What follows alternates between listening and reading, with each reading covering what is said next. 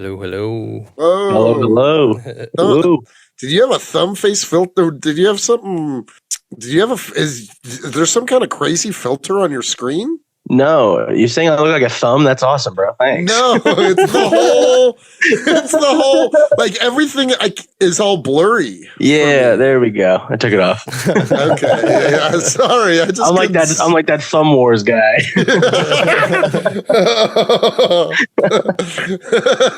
I swear there's hair on here. It just looked insane for a second. Like I couldn't see anything except for like your face, and it was just like really yeah, it looked all bonkers. My bad. Yeah, the last Zoom meeting I was in was an official meeting, so I had to blur my background because I got an Army of Darkness poster and some other nonsense back here. I don't think the business people wanted me to see. They'd be too distracted by how badass it was. Yeah. No, that's for sure. They'd be asking me too many questions. Yeah. Army of Darkness fan for sure. Hell yes. I love Army of Darkness. I like the whole franchise. I liked the character before I watched the movies. I knew who Ash Williams was, like, just culturally. And I was like, this is a cool character. What's he from? And then you watch Evil Dead 1 and you're like, what did I watch? Yeah. I love that trilogy. But as it gets going, it's great. And Ash versus Evil Dead is probably my favorite piece from that. The new stuff. I just love old man Ash just trying his best. So fun. I think I just watched the first season of that, but it was actually really good. Yeah. Yeah, it's great. It gives it's kind of like a zanier Buffy the Vampire Slayer. Almost. Yeah. That's a great way to describe it. What was it? How do you feel about the remakes? I did not see the one from 2013, but I have seen Rise, and Rise was awesome. Rise was awesome. Yeah. It was one of my favorite movies of the year. Yeah. Rise was very, very cool. I'm a big fan of, like, I know that like modern horror remakes are like made a sequel, but it's not tied to the original nonsense. Sometimes they're bad, but I love them. I don't know. I just watched the Jensen Ackles' My Bloody Valentine. It's not that bad. It was fun. Not that bad. Yeah. I think I hated it when it first came out, and it's definitely not good. I think I retracted that more recently. You know what I mean? Like, it's got a few good kills. For sure. Are you smoking with us tonight? Oh, yeah, Hunter? That's a great question. Yes, indeed. Nice. I got my Benjamin. Cool. I'm a Benjamin guy. You're in a very exclusive club because most guests don't smoke with us, so thank you for doing that. Yeah, you would think that in the comic community there'd be more stoners, but there's not. That's what you think, and that's why you find this niche podcast. You start searching for what you want, and then you eventually find the perfect blend. We've been friends online for a long time now, I feel like. For a hot minute. At least 2 years, Tony, with Unknown Heroes? Yeah, at least. Yeah, something like that. And I've been following you guys since I have the first episode that I listened to on here, episode 109, Kingdom Come. Nice. That's how we reeled you in. Stepmom versus T'Challa. Yeah, that was 2022. It was like a Christmas lull. I finished all my podcasts and I was like, I need a comic book podcast that isn't like the news, because I was doing one of those myself. Nice. So I was like, I just need guys talking about stuff. And I found it. That's us. Hell yeah. We are dudes and we talk about things. Yeah.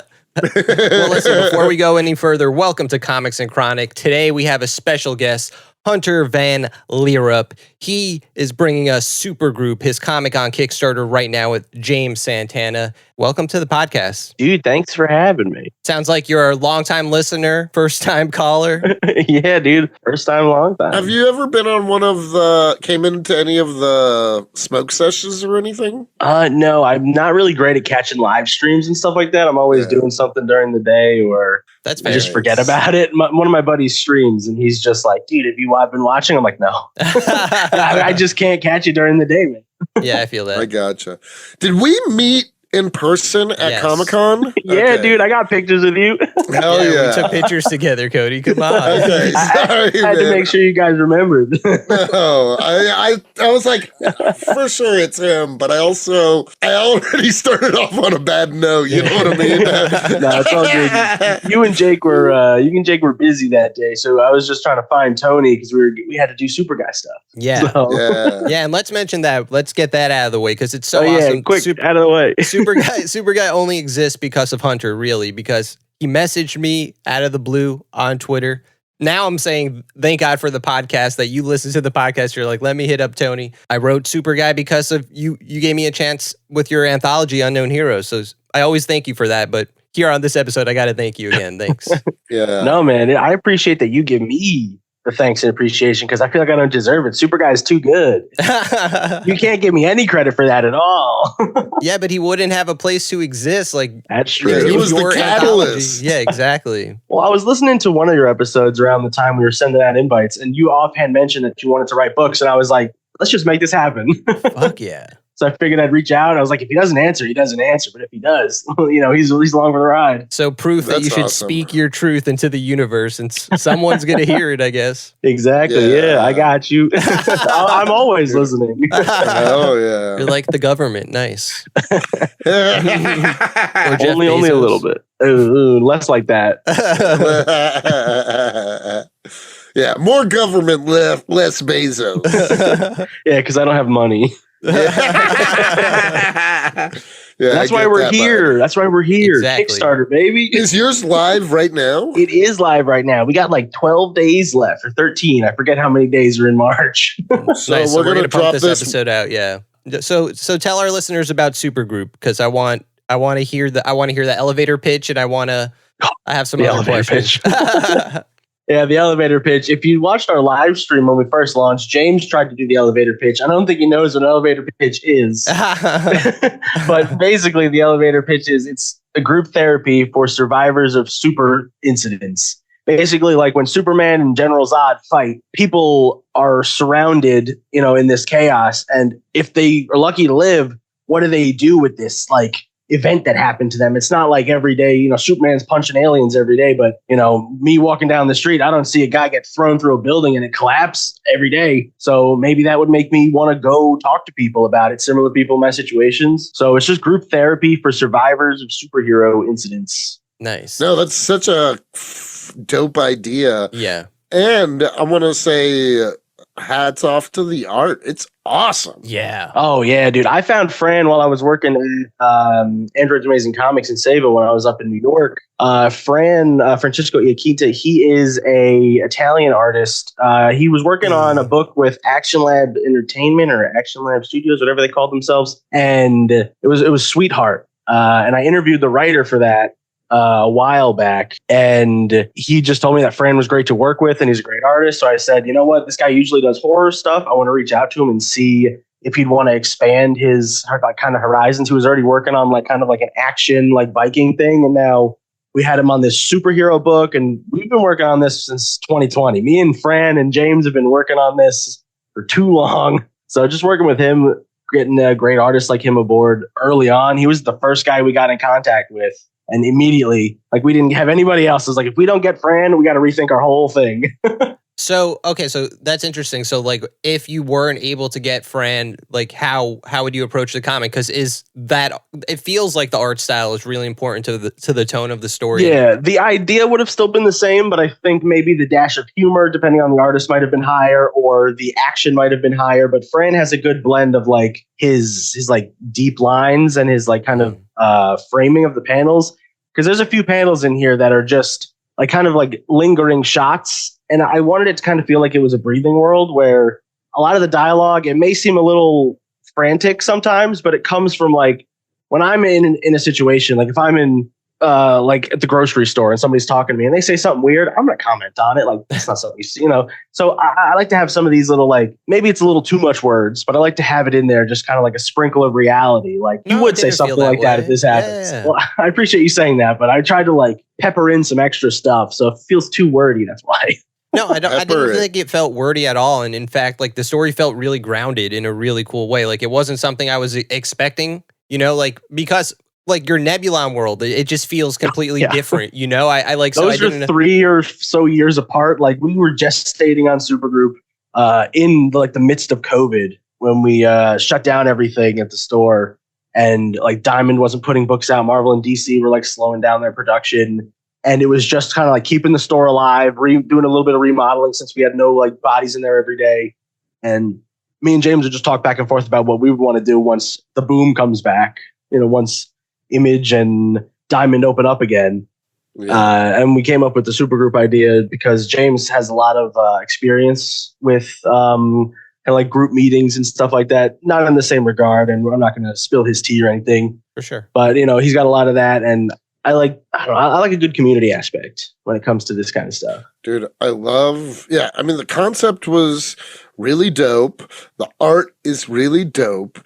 I honestly, like, going into it just from what I've seen from your online stuff and whatnot, I was expecting much, like, it does have good amount of humor, but I was, for some reason, going into it expecting something, like, a little more silly, and this feels like both real and very heartfelt. You know what I mean? Yeah. Me and James really channeled a lot of it. And I'll give James a lot of credit for this. He is a lot better at writing the, not necessarily the emotional beats, but kind of like more of the long-winded, emotional kind of stuff. Like a lot of the stuff that Aaliyah says, our Lois Lane character, a lot of that stuff comes from James and his experiences in the community. And then a lot of the stuff from like some of the younger characters comes from me more so. Like Rosie's a lot of me.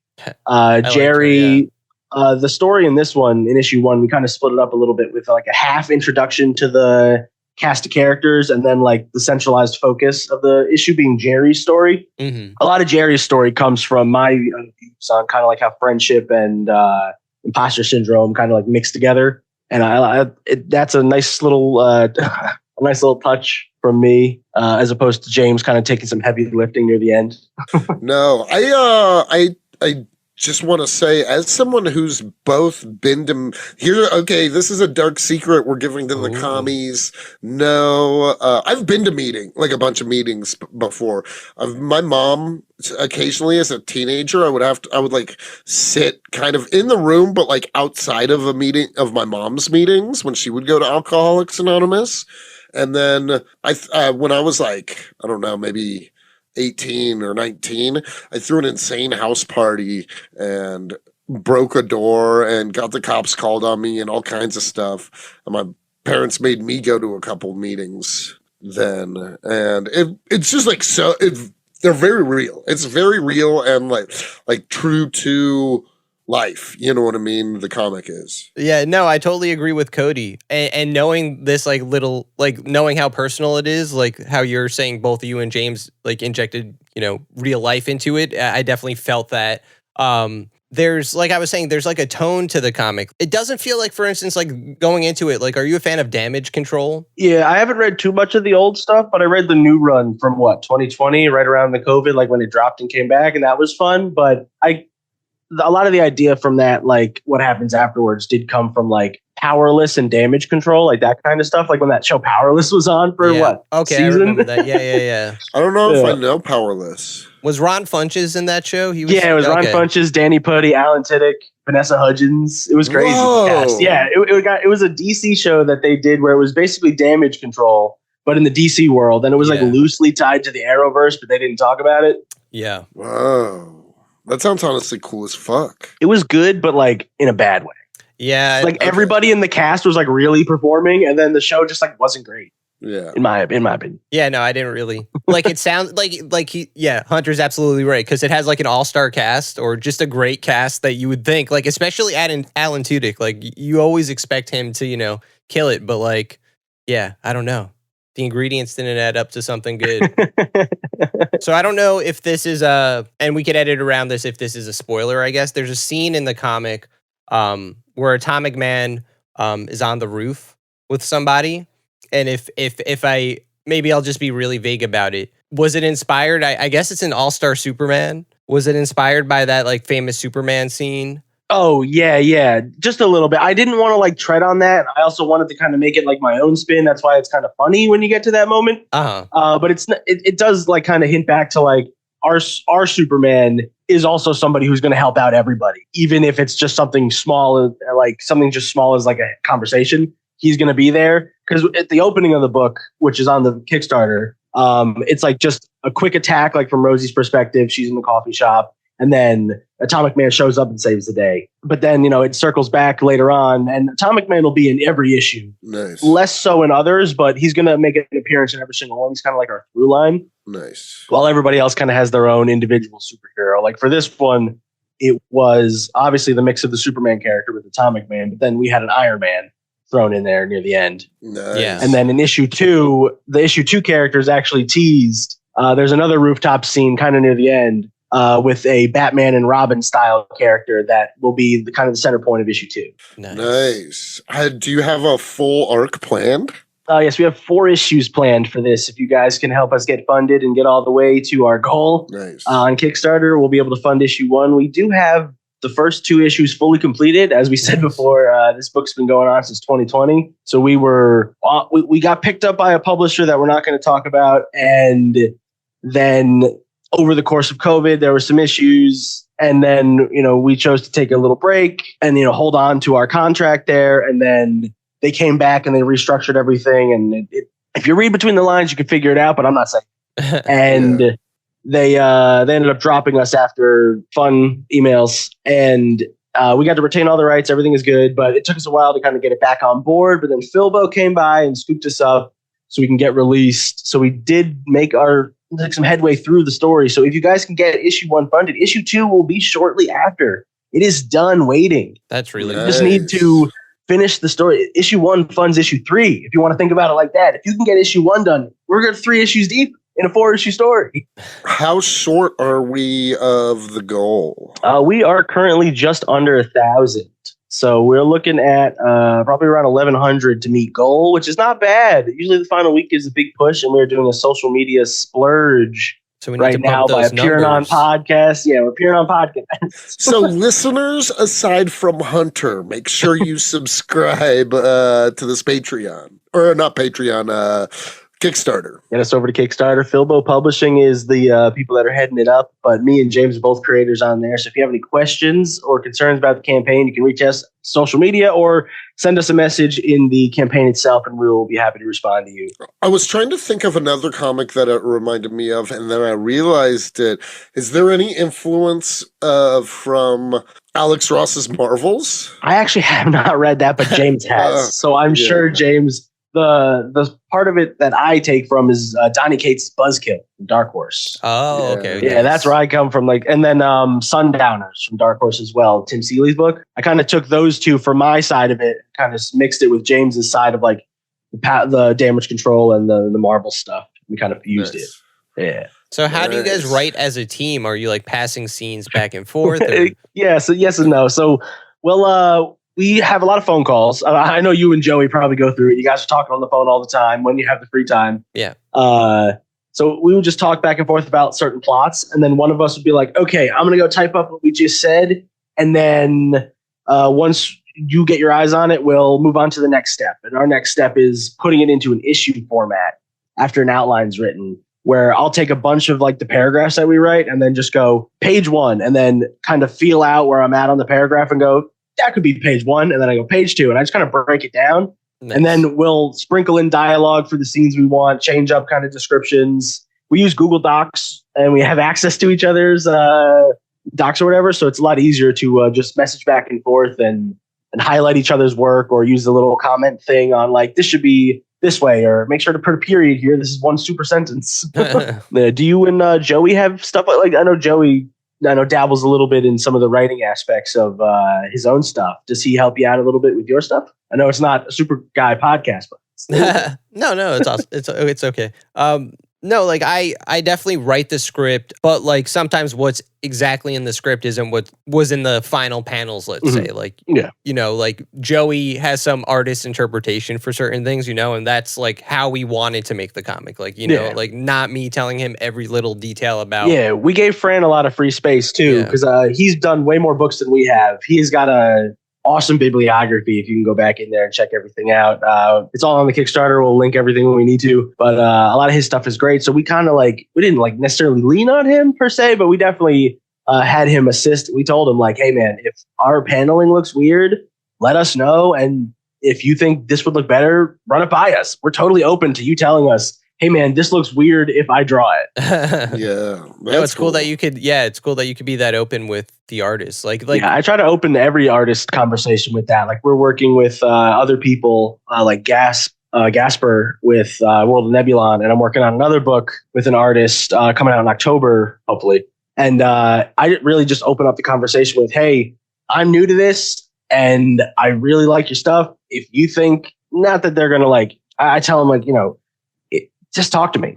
If you think something will flow better, tell me. If you think an extra page would be good, let me know. I'd be happy to get it in there. Because for Gasper on the Nebulon stuff, he would add a few panels in between, like just to make the action flow better. Because the Tokusatsu stuff is very action heavy. Yeah, and he's a big fan of the genre too. So he knows like when he's reading and like watching the TV shows and reading the books of like how kind of action flows better than me kind of writing a script for something that I don't read Tokusatsu manga. So I don't really like know how the paneling works in that kind of like action pace. I'm more of like a comic book reader where if you will read Supergroup, it's kind of set up more like a comic book as opposed to like kind of like an American manga. Right. Yeah, exactly. That's why I guess, I was expecting something completely different, but it was a cool surprise. Something else, I guess it kind of had like Clerks vibes. Am I off about that, or was that an inspiration? Oh, I love Kevin Smith. One of my senior quotes was from him. I forget exactly what the quote is now. I haven't been a senior for a while, but one of my senior quotes was by Kevin. I love Kevin Smith, even though his movies are not like the best. I love all of them. Like Dogma, come on, dude. Yeah. Whoa, Dogma is like one of the best. Yeah, for Dogma's sure. was awesome.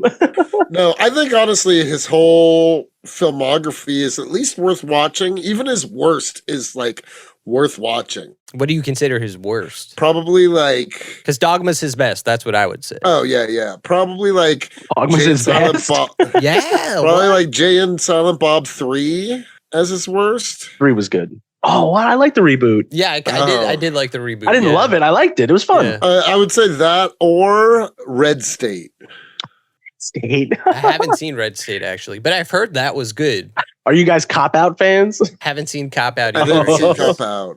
Cop Out's Bruce Willis and Chris Tucker. Oh, I think. that sounds dope. I think it's Chris Tucker. I could be wrong, but it's Bruce Willis for sure. Maybe Kevin Hart. Is it Kevin Hart? No, I don't think it's Kevin Hart. Okay. I thought it was Tracy Morgan. Tracy Morgan. That's who it is. That's who it is. Nice. Tracy Morgan. Oh, Tracy Morgan No, rules. that's him. Yeah. That's him. And Sean William Scott or Sean Evan Scott Stifler. He's in there too. Nice. Nice. But wait, so you don't think Dogma's the best? What's the best? No, I personally like the first Jay and Silent Bob movie the most. Those are my guys. You know, I love James Santana. But Clerks 1 is pretty hard to beat. Mallrats, that's up there. It's tough, man. For but I sure. really just like Jay and Silent Bob a lot. See, for me, it's like Dogma and Chasing Amy are the big two. I love Chasing Amy. I like Chasing Amy, but I can't deal with the with her voice. It drives me up a wall. I'm sorry. Oh, really? It grates on me while I'm watching the movie. It's just like it's so like tonally it sounds different. Like she sounds like she should be in a different movie. Not that she's not performing. She's great, but like I just can't. You don't like her voice. It rides me too hard.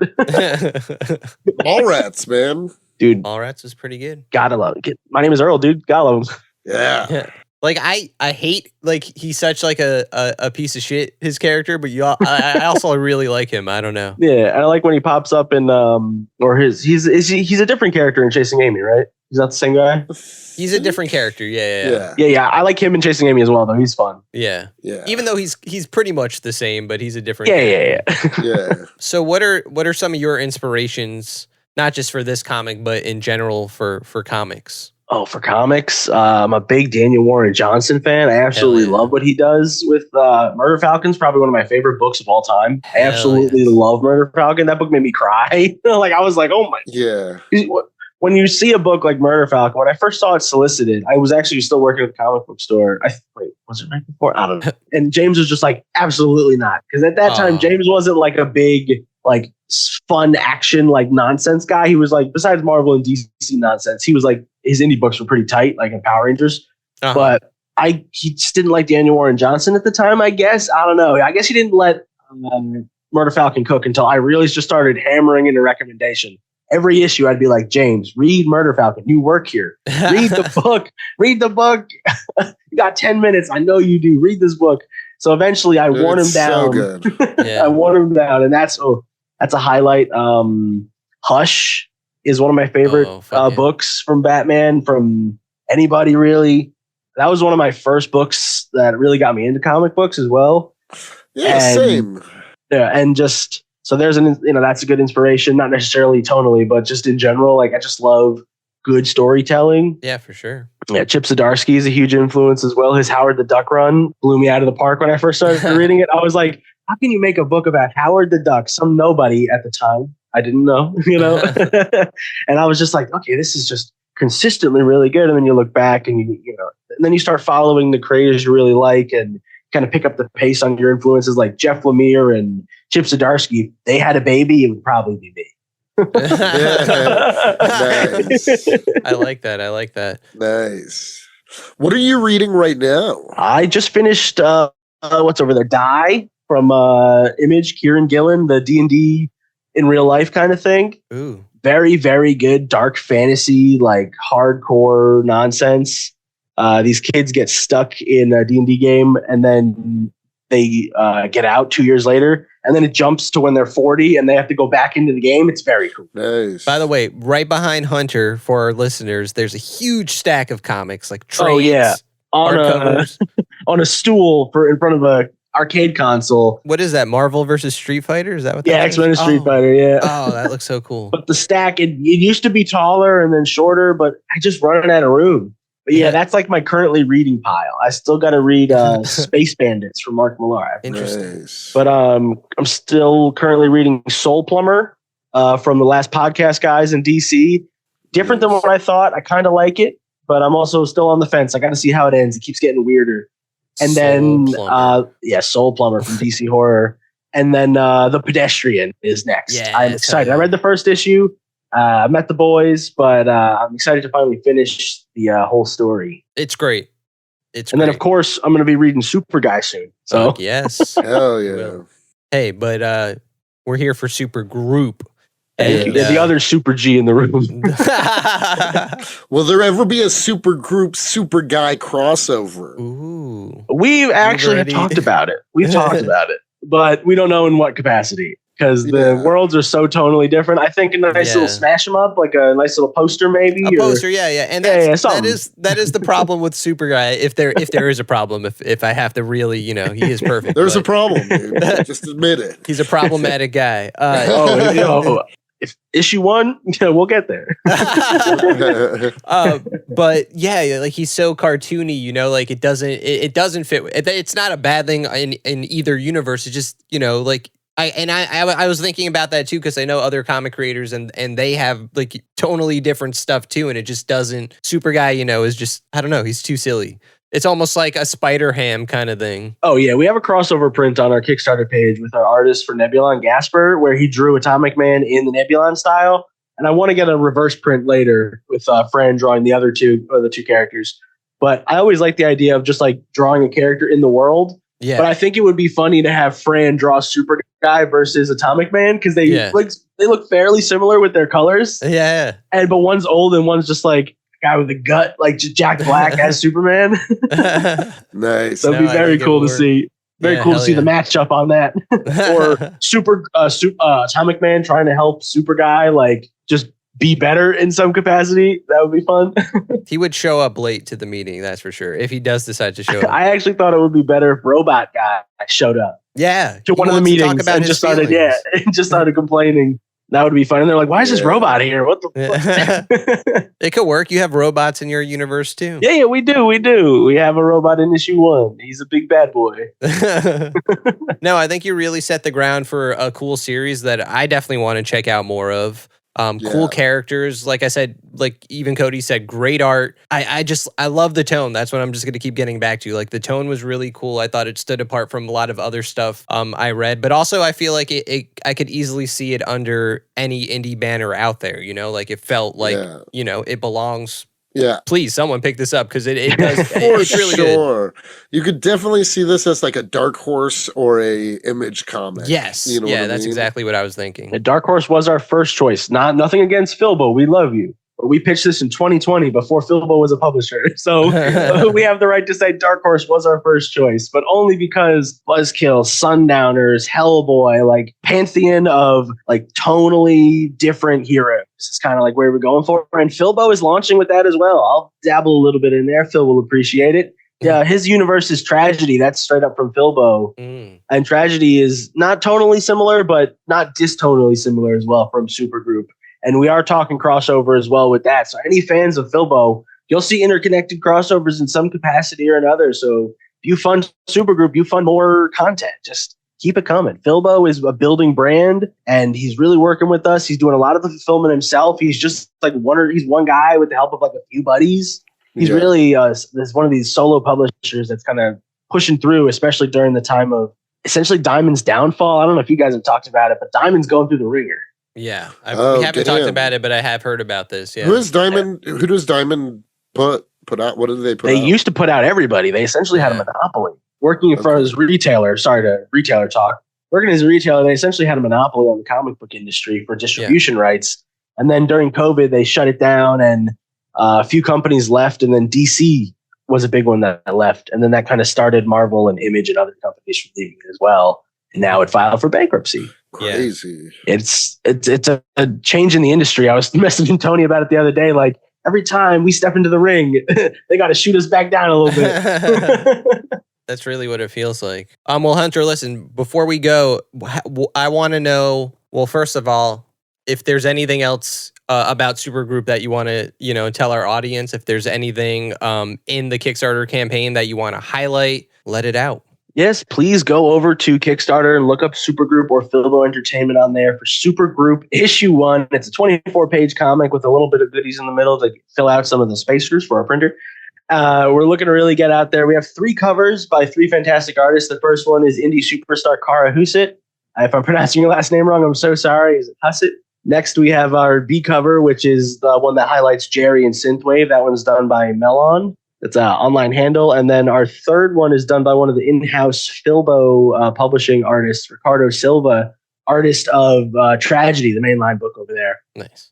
I make a little cameo on the cover, too. And that's the one that highlights Rosie and her superhero counterpart, which is the Zatanna of the universe. She's kind of just like a mystic teen. She's like Raven and Zatanna, but she's going to have a little bit of a Latina heritage in the mix there too, because James, we didn't want to just have everybody be kind of just like one kind of like populace. We're in a big city. We want to make sure the superheroes that are there are vibrant and fun. So we have a lot of mixed cast members. Our group itself, the Survivor group, is a fun cast of characters that I hope you guys will get to meet as we go further. Each character gets a little bit more screen time or page time during their individual issues, but not everybody gets their own individual issue, like our character Deborah, who I'll give you a tiny spoiler. Awful and interrupt. I'm just going to say I'm leaving first. I feel like I'm about to shit myself. I'm so sorry. I'll be back in just a second. Dude, I was afraid to do that, so I did that before I came on to the show. I was like, I know it's going to happen every time. Please continue. So we wanted to have a nice, diverse cast of Justice Leaguers, essentially, instead of just having, back in the day when you build a universe and everybody looks the same with different colored clothes. It's like, no, we want to have, variety. I think we call it New Metro City, and you call it what yours? The Big City? The Big City, yeah. Yeah, I like that we both kind of played on just kind of it's like New York, kinda. Yeah. It's a little bit of it's a little bit of everything. Yeah, you need buildings. We need buildings. There. We styled ours a little bit more off of Seattle, but still with big city vibes. Nice. We have the needle in the background of issue 2, or our version of the needle, which will be a centerpiece in issue 3. If you guys get issue 3 funded, you get to see what it looks like inside. It's pretty cool. Issue 3 is our speedster character as well, if you want any more. Yeah. We're really throwing it out there. We got homage covers coming out through all of the campaigns as well. But for this homage, the only one we have is the print that Gasper did of the Superman and Spider-Man crossover with our characters Nebulon and Atomic Man from the World of Nebulon. Nice. If you're a retailer and you're listening, please check out our retailer bundle. Get 25 copies sent over to your store at $150. That is basically just printing costs. We're just giving them to you so you can get them out there to your people, and then you can charge whatever you want for them, honestly. Don't go too high. We want to make sure everybody gets it at a fair price, but retailers is unfortunately up to you guys to make whatever choices. But we are pricing ours at Android's Amazing Comics once we get those out there, I believe at $3.99, the standard cover price for comic books. Nice. So we'd like any other retailers who are looking there to kind of commit to that to keep it industry standard. But I understand how shipping works, so please make up your costs. And then that's about it on that. I'll go quickly through the team real quick while Cody's still indisposed. Me and James are the co-writers and co-creators. Fran is the artist, Iaquinta, and also one of the co-creators. And then we have our second Fran, Francesco Iaquinta. He's our colorist. He's also doing a few cover work. And we have him on a cover for issue 2 as well, highlighting and a little bit of an homage to someone who's pretty fun. He does make an appearance in issue 1 as well. So please, if you want to see what I'm talking about, we built a lived-in superhero world that you don't really need context to understand what's going on, but it's cool to see that it's built. We built that. We did it for you guys. No, great world building in this comic for sure. And it does feel lived in. You're not just saying that. No, I'm not. I promise. It feels lived in. And then Jason Meadows is our letterer. He's done a bunch of his own stuff as well with Knuckle Supper Studios with his Neroverse. They also made an appearance in Unknown Heroes. I want to say volume 2. So I think he was in the same one as you, but I'm not 100% positive. Jason is a very busy man. Gotcha. And then Phil is our editor and publisher. Yeah, that's about it. Please go to the Kickstarter. Please check out the World of Nebulon. It is coming to Global Comics as of the 19th of March. Ooh. We are going to be on Global Comics in an official capacity for our World of Nebulon stuff, and slowly but surely work our way up towards any other books that we need to get onto Global Comics through our branding. And I know Philbo is close behind on getting Global Comics up and running as well for his books. He's got a little wider library, and we're going to try to encompass everything together with Global Comics. So we're really launching there soon. That's going to be awesome and fun. But please, Supergroup, Nebulon. I have a horror book coming out in October. Hell yeah. And I will also be seen promoting Superguy all this month and next month. Hell yeah. And so I catch me there. No, honestly, it's so cool to see that you have multiple projects out there. You're not just doing this. And I have one last question, and I probably know the answer, but maybe not this year, maybe not even next year. Is there any possibility of an Unknown Heroes 3 anthology? We have been trying to work on due to just everything getting busy, especially during the latter half of the Unknown Heroes run. We had one of our teams get delayed heavily with a flood, and it kind of set us back a while. And when we finally released, we're like, okay, we need to kind of recoup our senses. We're trying to launch Nebulon as well in the interim. And then I know you got busy, and then a lot of people that we were going to invite got also busy because we're all kind of getting up there. But we do have an idea for volume 3. I think we teased it somewhere. But there is an image somewhere of volume 3 and what the idea of it is going to be. And if you can't find it, then I took it down, but it's somewhere. It's somewhere. But so there is an Unknown Heroes volume 3. Everybody who was in the previous volumes gets an invite, so you might be dipping back in there. But I do have another anthology I'm slowly working on in the background. That one got delayed for personal reasons. But Local Comic Shop of Horrors, it's still happening. If you heard about it, it's still happening. I swear. I really do hope it happens. Because another thing is going back to just having such different comics, especially under your belt now, even adding a horror comic is that much cooler. Yeah. I have technically 2 horror comics. I have one that's a heavy homage and inspired from World War I movie, kind of action. And John Carpenter's A Thing. A lot of Cthulhu inspired stuff in there as well. So that one's going to be coming out in October. I definitely have images of that somewhere, and the name is probably on a social media, so you can find that one. But that one's going to be launching in October with artist Ottavio Collino. He was fantastic to work with. I can't wait to get that out there. But yeah, I'm a real big horror guy. A lot of my pitches probably going forward will be heavily horror inspired, but I still have a lot of anime action-y nonsense to do with Toku USA Studios, and I have a lot of more Supergroup. We do have a volume 2 planned, but we got to get it funded, baby. Yeah. No, it's so cool to hear how many future plans you have too, and that so much is already made, and it's so cool. Hunter, thank you so much for coming on. I don't think Cody's coming back in this episode. I think he got lost. Yeah, he got flushed down the toilet. I think he fell in. Yeah, but seriously, thank you for coming on. Come back anytime, especially for these new projects you're talking about. I'll be reaching out in October for sure. and everyone listening, check out Supergroup on Kickstarter right now. Just as soon as you're done listening to this episode, links are everywhere. Exactly. Oh yeah, tell us where to find you on social media. Yes, you can find me at Scruffy Moose Man at almost every social media, and if I'm not man on there, it's at Scruffy Moose. I'm trying to just be Scruffy Moose, but some of them have already been taken by dead accounts, so Scruffy Moose Man is my other main squeeze. But you'll notice the Muppet icon. That's me. Nice. Dear God, I'm so sorry. I'm just glad you didn't fall in flushed away style. Yeah. Dude, oh, that was brutal. All right. Well, Hunter, again, thanks for coming. Thanks for coming back. The Dude, perfect Hunter, ender, you're the dude. man. I'm so sorry. Hi, you're listening to Comics and Chronic, and I'm Jacob H. I'm Cody Cannon. And I'm Anthony Iannaccio. And you can tune in every Thursday to hear new episodes of Comics and Chronic. And make sure to follow us on Instagram and Twitter at Comics and Chronic. That's comics, the letter N, Chronic. We'll see you guys next week. Woo! Peace.